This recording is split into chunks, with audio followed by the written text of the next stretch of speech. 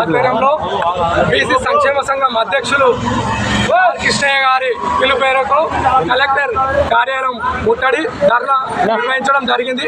Pending లో ఉన్న scholarship ను వెంటనే ప్రభుత్వం విడుదల చేయాలి. అలాగే పెండింగ్ లో ఉన్న ఫీజు బకాయిలను వెంటనే ప్రభుత్వం విడుదల చేయాలి.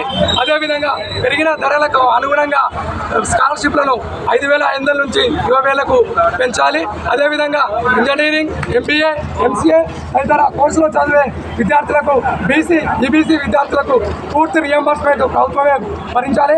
అదేవిధంగా బీసీ హాస్టళ్లకు, బీసీ గురుకులాలకు, మొత్తం అన్ని గురుకులాలకు సొంత భవనాలు ప్రభుత్వం నిర్మించాలని మేము బీసీ సంక్షేమ సంఘం ఆధ్వర్యంలో డిమాండ్ చేస్తున్నాం.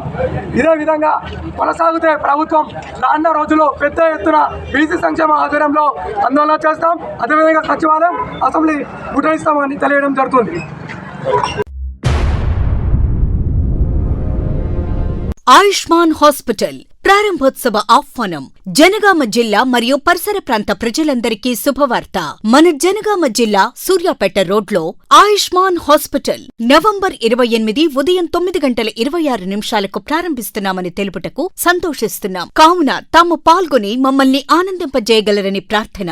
26 సంవత్సరాలు మిలిటరీలో కెప్టెన్ గా సేవలందించిన కల్నల్ డాక్టర్ మాచర్ల భిక్షపతి గారు ఇప్పుడు మన జనగాంలో సేవలందిస్తున్నారు.